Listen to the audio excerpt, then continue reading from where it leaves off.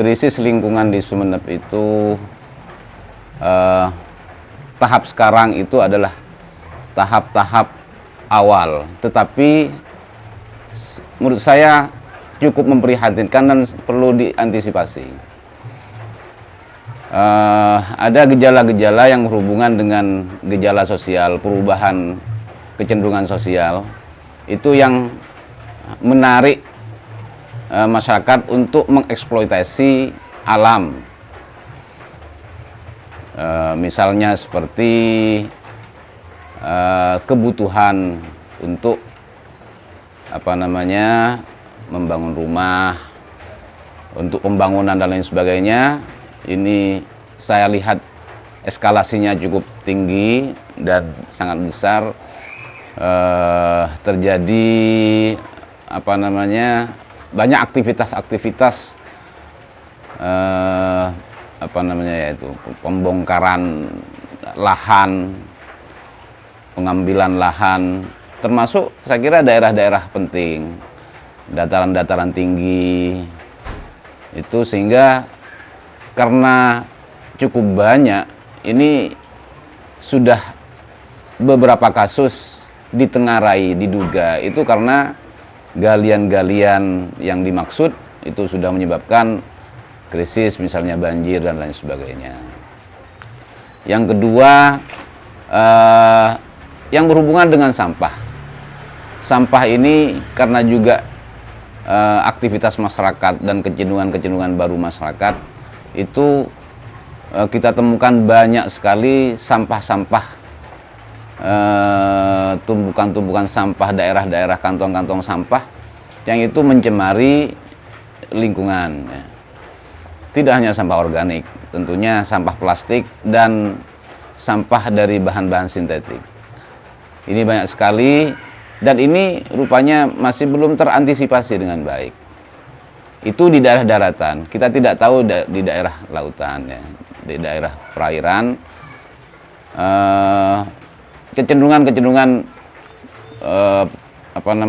usaha-usaha baru.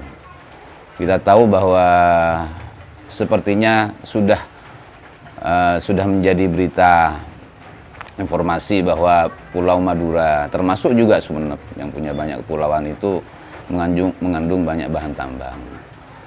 Sehingga beberapa perusahaan migas misalnya itu sudah masuk di Sumeneb, dan itu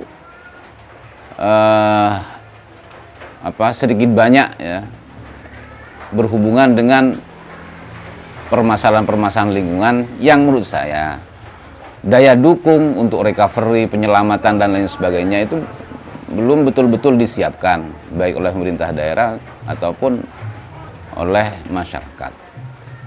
Nah, ini juga perlu diantisipasi. Demikian juga selain itu ada kecenderungan baru, beberapa kalangan, baik itu organisasi atau kelompok-kelompok tertentu yang memperoleh kesempatan baru dalam usaha bisnis dan lain sebagainya, ini juga mulai beraktivitas.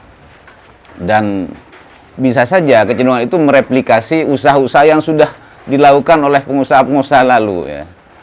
Misalnya yang berhubungan dengan tambang, misalnya fosfat, yang saya tahu itu ada semacam pemetaan di Pulau Madura termasuk di Sumeneb, dan jelas ini juga aktivitas ini banyak sekali berpengaruh kepada kestabilan lingkungan, sumber daya alam. Kita tahu bagaimana tambang fosfat itu dilakukan, dan itu juga berhubungan erat dengan ketersediaan air. Dan sejak dulu Pulau Madura itu sudah dikenal dengan anggapan pulau yang tandus, anggapan umum, ya, pulau yang tandus. Dan memang daerah-daerah tertentu itu memang krisis air karena air hujan itu tidak bisa bertahan di permukaan, sehingga daerah-daerah itu dianggap tidak produktif.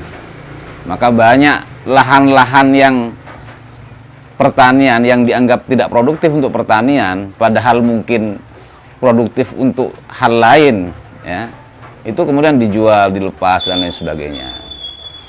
Demikian juga di daerah-daerah pesisir, mulai kecenderungan ada aktivitas-aktivitas peternakan seperti udang dan lain sebagainya, yang itu sudah banyak kasus limbahnya. Limbah udang itu sudah banyak mengganggu masyarakat. Terus kemudian lahan-lahan sudah mulai dilepas oleh masyarakat. Ini menjadi hal baru saya kira yang harus diantisipasi.